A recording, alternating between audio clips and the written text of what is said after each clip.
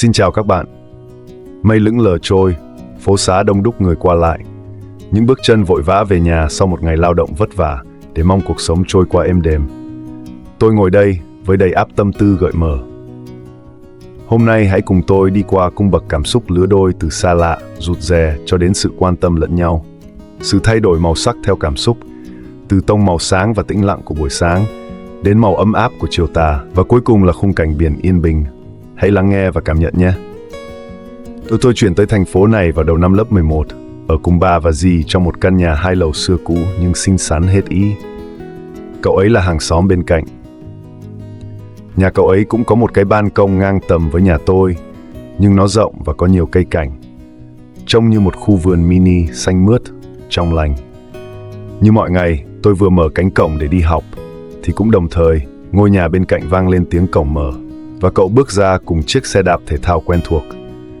Cậu nhìn thấy tôi, chỉ hơi nghiêng đầu tỏ ra chào hỏi, trong khi tôi lại cười rất thân thiện. Đôi lần cũng muốn nói một câu xã giao như chào buổi sáng chẳng hạn, nhưng khuôn mặt lạnh băng của cậu làm tôi cũng chẳng đủ can đảm mà nói. Rồi cậu quay đi, leo lên chiếc xe đạp và mất hút sau ngã rẽ. Chúng tôi học cùng trường nhưng khác lớp, vậy nên tôi ít khi gặp cậu trên trường, và nếu có gặp thì luôn là hình ảnh cậu đeo tai nghe, đứng ngoài lan can lớp học, thả hồn trôi nổi trên không. Lúc ấy, trông cậu thật buồn. Đến một ngày, tôi đã hiểu vì sao trông cậu lúc nào cũng suy tư, trầm lặng và buồn như thế. Một buổi sáng chủ nhật, tôi đang tưới những chậu cây xương rồng ngoài ban công thì nghe có tiếng xô đổ từ lâu hai nhà bên. Không lo học, chỉ suốt ngày tốn thời gian vẽ vời vớ vẩn thì được tích sự gì. Là giọng quát đầy giận dữ của bố cậu, nhưng tôi chỉ để ý đến khoảng lặng sau đấy. Không có tiếng đáp trả lại của cậu, và tôi nghe một tiếng đóng cửa thật mạnh. Lúc ấy, tôi bỗng thấy bồn chồn và lo lắng trong lòng, đôi mắt cứ nhìn về phía ban công bên cạnh. Lát sau có tiếng lạch cạch đồ đạc. Hình như cậu đang thu dọn đống lộn xộn vừa rồi, thu gom lại cả những mảnh vỡ ước mơ vừa bị đạp đổ. Chiều hôm đó, bà bảo tôi đem qua hàng xóm ít bánh trôi bà vừa làm. Sau khi gọi cửa, người ra mở cổng là cậu.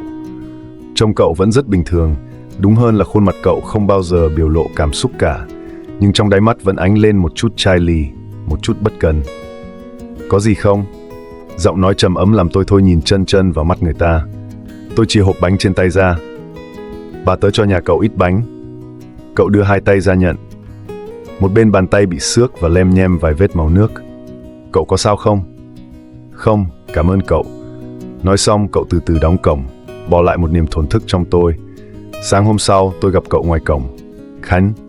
Tôi cất tiếng gọi khi thấy cậu chuẩn bị lên xe. Cậu dừng lại nhìn tôi. Tôi chạy đến chìa miếng băng Urgo đã bỏ sẵn vào túi quần, vì tôi nghĩ là cậu cần nó. Quả nhiên, vết xước trên bàn tay cậu đã không được xử lý cẩn thận. Cậu dùng nó đi. Khánh nhìn tôi khá lâu rồi ngập ngừng nói. Tớ sẽ dùng, cảm ơn. Cậu nhét miếng băng vào túi áo, leo lên xa và đạp đi. Cậu ấy thực sự có dùng. Điều ấy khiến tôi rất vui. Chỉ là khuôn mặt ấy cứ khiến tôi lo lắng. Sau chuyện ấy, cậu bớt lạnh lùng với tôi hơn. Tôi nhận thấy điều ấy vì mỗi khi tôi chào buổi sáng với cậu, cậu cũng mỉm cười lại. Chỉ là không tươi cho lắm, nhưng tôi nghĩ sẽ có một ngày, nụ cười ấy sẽ rạng rỡ, giống như mặt trời mùa hè vậy. Tiết học cuối cùng kết thúc, có một vài bạn rủ tôi đi chơi. Bạn đầu tôi không muốn đi, nghĩ lại thì dù sao tôi cũng mới chuyển đến chưa được bao lâu, nếu từ chối thì không hay cho lắm. Vậy nên tôi đã đồng ý. Đang vui vẻ cùng họ ra chỗ để xe, tôi lập tức bị ai đó cầm tay kéo đi. Đó là cái cầm tay ám ảnh tôi mãi. Có chuyện gì vậy? Tôi giằng tay Khánh ra sau khi bị lôi đi một quãng khá xa. Cậu không nên đi chơi với những người ấy, toàn những đứa ăn chơi, thường xuyên bị kỷ luật có tiếng trong trường đấy. Trông Khánh cực kỳ nghiêm khắc làm tôi cũng ngỡ ngàng. Sau đó tôi liền khẽ bật cười. Cậu đang lo cho tớ. Khánh lộ ra vẻ bối rối. Chỉ là bà cậu sẽ không thích như thế, cậu mau về đi, trễ xe buýt rồi kìa. Sau đó cậu ấy xốc lại ba lô và bỏ đi. Tôi cũng tiến ra phía cổng trường. Tôi thấy vui đến lạ khi thấy cậu có quan tâm đến mình. Cả cái nắm tay ấy nữa, làm tôi suy nghĩ ngổn ngang nhiều điều. Từ đó, mỗi khi gặp cậu, tôi lại thấy trái tim mình đạp lạc nhịp. Một sáng chủ nhật đã xa xôi, tôi muốn đi ra ngoài lang thang đâu đó vì bầu trời hôm nay rất đẹp và tâm trạng tôi rất thoải mái. Vừa bước ra khỏi cổng, tôi chững lại vài giây. Quả nhiên nhà bên cạnh vang lên tiếng mở cổng. Khánh bước ra trong chiếc áo thun trắng và chiếc quần đen, nhìn năng động hơn lúc đi học rất nhiều. Cậu khoác ba lô và ống đựng giấy vẽ trên vai, không có chiếc xe đạp bên cạnh. Cậu thấy tôi thì cười, nhẹ thôi. Xong, quay lưng bước đi. Khoan đã Khánh. Tôi bất giác gọi theo rồi chạy về phía cậu. Sao hôm nay cậu không đi xe? Tớ đi xa. Cậu đi đâu? Biển. Khánh lại bước tiếp, tôi đưa mắt nhìn theo bóng cậu. Đột nhiên cậu dừng lại, ngoảnh đầu về phía sau. Cậu, có muốn đi cùng không? Thế là hai đứa đón chuyến xe đi biển. Một tiếng sau cũng đặt chân đến bãi cát trắng vắng người vì vùng biển này cấm tắm. Wow, lâu rồi tớ mới nhìn thấy biển. Tôi reo vui khi thấy sóng biển vỗ bờ tung bọt trắng xóa. Trái ngược với vẻ hào hứng của tôi, Khánh chậm rãi tháo giày rồi ngồi xuống nền cát mịn và cậu lôi giấy bút ra, họa những nét đầu tiên. Hóa ra là cậu đi vẽ. Tôi vừa hỏi vừa tháo giày ra, để sang một bên như cậu và ngồi xuống bên cạnh. Khánh gật gù. Cậu vẽ đẹp thật, chỉ một lát là thành hình. Cậu sẽ làm kiến trúc sư sao? Khánh trầm ngâm. Có lẽ là thế và không là thế. Hả? Tôi cảm thấy khó hiểu. Bố muốn tớ học kinh tế. Tôi nhớ lại lần xô đổ lúc ấy, một ông bố khó tính đạp đổ giấc mơ của cậu con trai. Thực ra tớ nghĩ cậu đừng nên từ bỏ. Đó là giấc mơ mà cậu cất công xây thành, cũng là một sự may mắn khi cậu biết mình muốn gì. Khánh chẳng trả lời, cậu cặm cụi đánh chì cho bức tranh đại dương của mình, sau đó mới nhìn tôi. Thế cậu có dự định gì? Tôi nhìn ra biển. Tớ muốn làm nghệ sĩ múa đương đại, nhưng đó là chuyện của một năm trước, khi tớ chưa bị chấn thương cổ chân, còn bây giờ thì không biết. Khánh nhìn bàn chân tôi, trầm mặc. Bây giờ cậu có đủ khả năng thì hãy tiếp tục, sau này tớ sẽ nhờ cậu thiết kế nhà tớ. Tôi bật cười đầy lạc quan, hy vọng cậu cũng sẽ lạc quan như thế. Khánh thở hắt ra, tiếp tục hoàn thành bức vẽ. Khi mặt trời đã trở nên nóng bỏng và gay gắt, chúng tôi mới đứng dậy, đón xe về thành phố.